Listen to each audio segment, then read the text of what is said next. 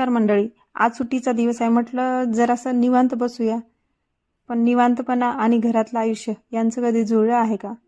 मग उठले, सकाळी देवपूजा करायची म्हणून मुलांना फुलं आणायला पाठवलं आणि घड्याळात बघितलं तर का 8 वाजले. नंतर देवपूजा केली आणि इथे बघा, हे तिघं तर अजून अंथरुणातच आहेत. सुट्टी म्हटलं की यांचे नखरे सुरू होतात. तसे पण आम्हाला आठवड्यातून 2 सुट्ट्या असतात, शनिवार आणि रविवार.